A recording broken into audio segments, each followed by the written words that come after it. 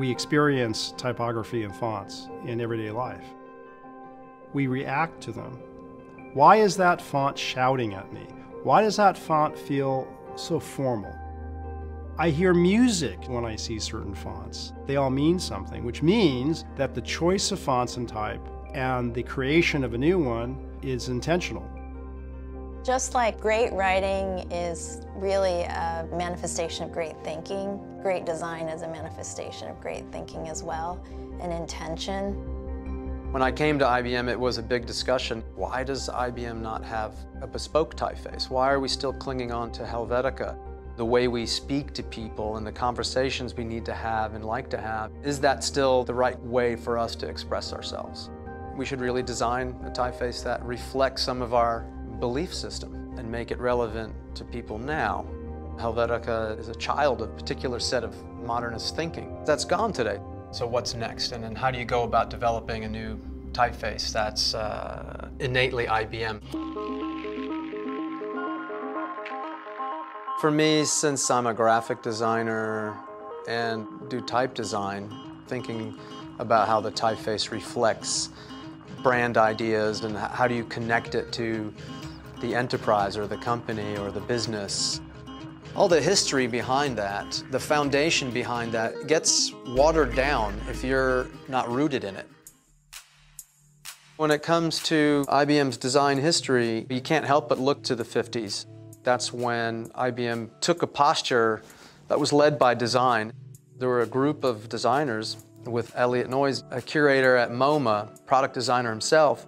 He was connected to that zeitgeist of modernism, and IBM tapped into that. We even had a typeface department here in the 40s and 50s. And with the Selectric typewriter, we introduced adjustable typefaces, the golf ball. And so it was kind of the first time and kind of a household experience with the typewriter.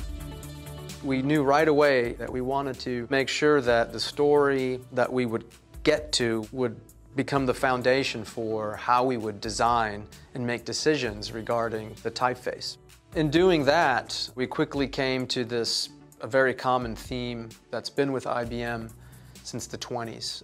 This notion of man and machine, and how does that work in the world? This relationship between us, mankind, and the machines we create.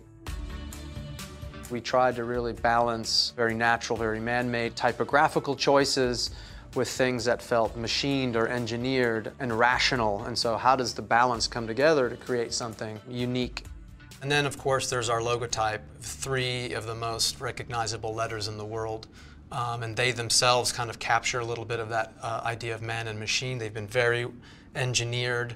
If you look at the letter B, there's these round exterior moments of the B, and then inside the counter shapes are square. When you look at the typeface, there are very highly engineered parts of it, and then there are very humanist gestures in it too. It's a very subtle thing, but when you look at the shapes and the lines in the typeface, it is a real combination of man and machine. To map back to the 8-bar, there's 8 distinct weights from a very thin one all the way to bold. I see IBM in it. It works, and it's entirely fresh while entirely recognizably IBM. Paul Rand has a great quote where he defines design as the relationship between things. Plex is being a part of something that sits before it, like duplex. Coupling it with IBM, it's basically a component of IBM, and it's of IBM as well. That's how we got to the name Plex. I'm hoping this typeface is used for another 100 years. We've got something here that's built on a great story around great responsibility. We are giving it away for free. It's a great decision because, well, if shoe stores or coffee shops or small businesses are using it for identity, awesome. They're kind of agreeing that they want to be part of a discussion around mankind and the machines and how is that going to evolve and progress our world for the better. This is not about signaling a new IBM. This is about representing a company that is always reinventing itself. IBM Plex is the new Helvetica. Plex is here to stay. Yeah.